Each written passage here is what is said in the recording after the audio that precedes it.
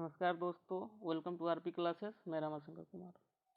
दोस्तों, मैं एनटीपीसी और बीएसएससी के लिए बहुत ही महत्वपूर्ण क्वेश्चन लेकर के आया हूं, तो आप लोग इसे बहुत ध्यान से देखिए। तो चलते हैं क्वेश्चन की ओर। पहला क्वेश्चन है, त्वचा का रंग किसके कारण होता है? तो त्वचा का रंग मेलानिन के कारण होता है, तो इसका आंसर हो जाएगा ए। दोस्तों, शरीर में मेलानिन की मात्रा जितना कम होता है उतना ही शरीर का रंग गोरा होता है, और मेलानिन की कम मात्रा जितना अधिक होता है उतना शरीर का रंग काला होता है। आगे चलते 2 नंबर क्वेश्चन में, गाउट के रोगियों को किस प्रकार का भोजन लेना चाहिए? तो गाउट के रोगियों को कम कार्बोहाइड्रेट वाला भोजन लेना चाहिए। गाउट के रोग में शरीर में यूरिक एसिड की मात्रा बढ़ जाती है, जिससे शरीर के जोड़ में दर्द होने लगता है। आगे चलते हैं 3 नंबर क्वेश्चन की ओर। पानी की अस्थायी कठोरता दूर की जा सकती है? तो पानी की अस्थायी कठोरता दूर की जा सकती है वॉशिंग सोडा से, या इसको बोलेंगे सोडियम कार्बोनेट Na2CO3। पानी की अस्थायी कठोरता किसके कारण होता है? तो पानी की अस्थायी कठोरता होता है आपको कैल्शियम तथा मैग्नीशियम क्लोराइड एवं सल्फेट की उपस्थिति के कारण इसका कठोरता होता है, तथा अस्थायी कठोरता होता है पानी का कैल्शियम तथा मैग्नीशियम के बाइकार्बोनेट के कारण। अस्थायी कठोरता को दूर किया जा सकता है, पानी को उबालकर छानकर शुद्ध किया जा सकता है, लेकिन जल की अस्थायी कठोरता को आपको वॉशिंग सोडा या सोडियम कार्बोनेट के द्वारा शुद्ध किया जा सकता है। तो आगे चलते हैं 4 नंबर क्वेश्चन पर। 4 नंबर क्वेश्चन है, एड्स का विषाणु इनमें से किसकी वृद्धि को प्रभावित करता है?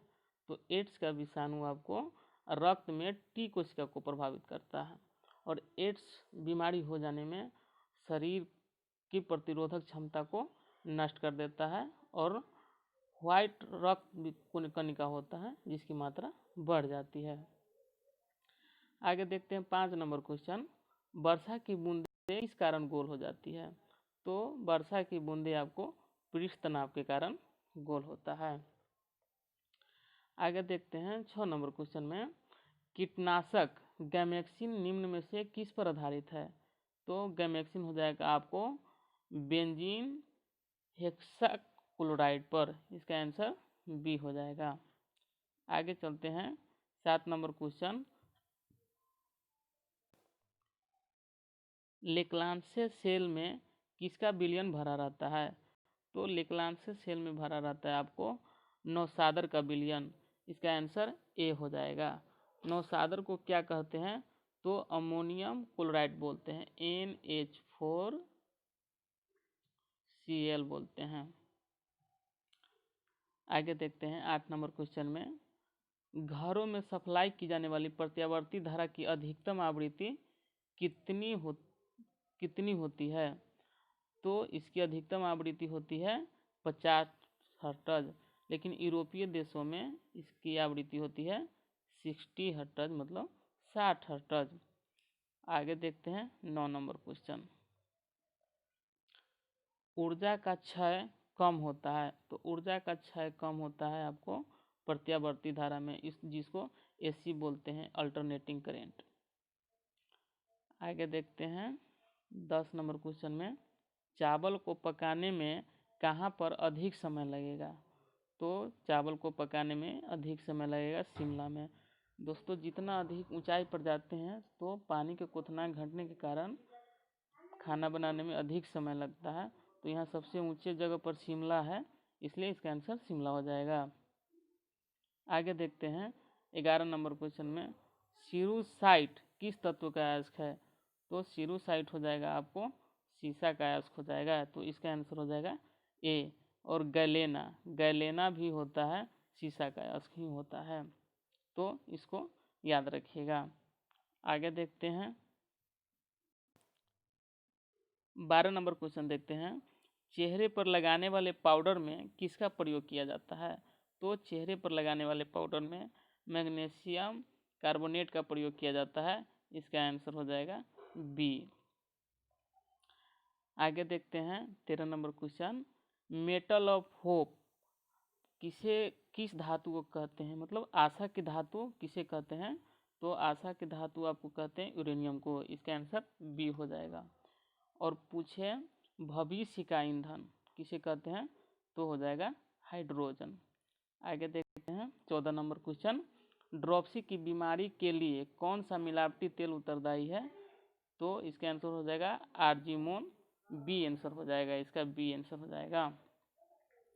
आगे देखते हैं 15 नंबर क्वेश्चन है, भारतीय संविधान के निर्माण के समय संवैधानिक सलाहकार कौन थे, तो संवैधानिक सलाहकार हो जाएगा आपको बी एन राव। इसका आंसर सी हो जाएगा। बी आर अम्बेडकर जी थे, तो ये प्रारूप समिति के अध्यक्ष थे।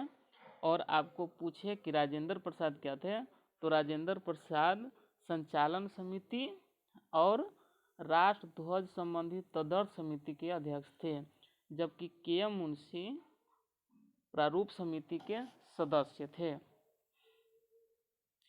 आगे देखते हैं 16 नंबर क्वेश्चन, मंगलम सिंचाई परियोजना किस राज्य में स्थित है, तो मंगलम सिंचाई परियोजना केरल राज्य में स्थित है।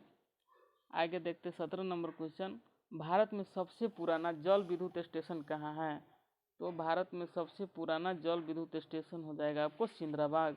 डी आंसर हो जाएगा, जिसकी स्थापना 1902 ईस्वी में किया गया था।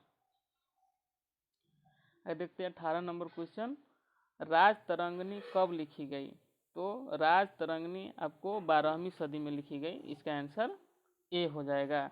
अब पूछिए राजतरंगिणी के लेखक कौन है, तो राजतरंगिणी के लेखक है कल्हन।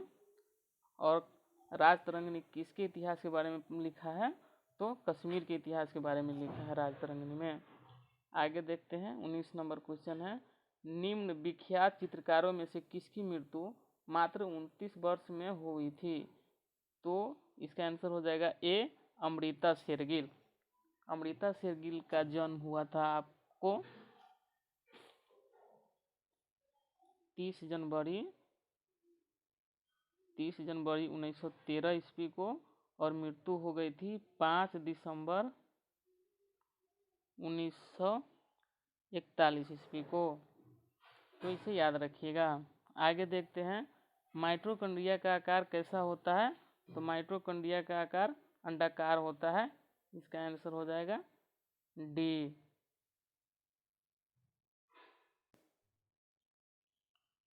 आगे देखते हैं 21 नंबर क्वेश्चन, भारत की तट रेखा की लंबाई कितनी है, तो भारत की तट रेखा की लंबाई हो जाएगा आपको 6100 किलोमीटर। बी आंसर हो जाएगा।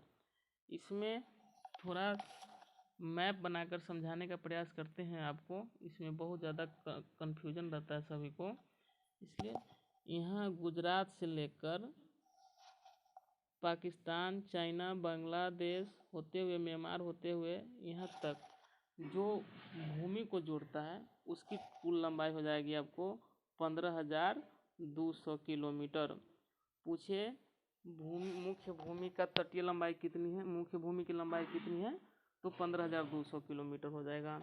अगर पूछे तटीय भाग की लंबाई कितनी है, तो कुल तटीय भाग की लंबाई इस तरफ आपको है अंडमान निकोबार और यहाँ पर है लक्षद्वीप, तो अंडमान निकोबार द्वीप समूह और लक्षद्वीप के तटीय भाग की लंबाई तथा भारत की इस तटीय भाग की लंबाई को जोड़ने पर हो जाएगा आपको 7,516.6 किलोमीटर।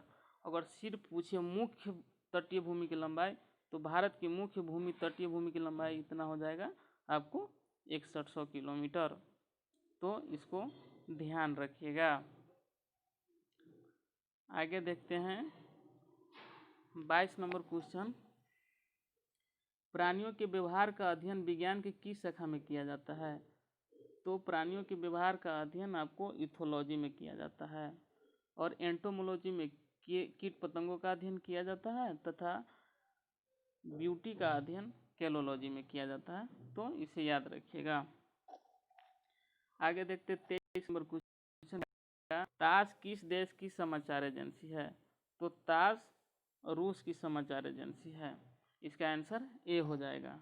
और अमेरिका की समाचार एजेंसी तो एसोसिएटेड प्रेस जिसको एपी बोलते हैं, और दूसरा है यूनाइटेड प्रेस इंटरनेशनल, जिसको यूपी बोलेंगे। इसके बाद ब्रिटेन क्या हो जाएगा, राइटर्स हो जाएगा।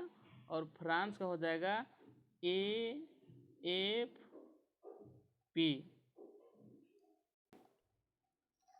आगे देखते 24 नंबर क्वेश्चन, सोरा किस देश के संसद का नाम है? तो सोरा हो जाएगा आपको अफगानिस्तान के संसद का नाम सोरा है। और भूटान के संसद का नाम है तोसोंगडू। और पाकिस्तान के संसद का नाम हो जाएगा नेशनल असेंबली। तथा तुर्की के संसद का नाम है ग्रैंड नेशनल असेंबली। तो यहाँ क्वेश्चन है सोरा किस देश के संसद का नाम है? तो सोरा अफगानिस्तान, इसका आंसर सी हो जाएगा। आगे देखते हैं 25 नंबर क्वेश्चन और अंतिम क्वेश्चन है, पेट्रोलियम निर्यातक देशों का संगठन ओपेक का मुख्यालय कहाँ है? तो ओपेक का मुख्यालय आपको वियना में, इसका आंसर ए हो जाएगा। ओपेक, तो ओपेक का फुल फॉर्म क्या होता है, इसको याद रखिएगा, बराबर एग्जाम में पूछता है। ओपेक का फुल फॉर्म होता है organisation of the petroleum exporting countries. OPEC की स्थापना कब हुआ था? तो 1960 में हुआ था, बगदाद में हुआ था। और इसके संस्थापक देश 5 संस्थापक देश थे, जो थे ईरान, इराक, कुवैत, सऊदी अरब तथा वेनेजुएला। तो दोस्तों ये क्वेश्चन आपको कैसा लगा वीडियो, इसको आप कमेंट सेक्शन में कमेंट ज़रूर करें। अगर क्वेश्चन वीडियो पसंद आया हो तो लाइक करें, चैनल को सब्सक्राइब करें और अपने दोस्तों को शेयर करें। धन्यवाद।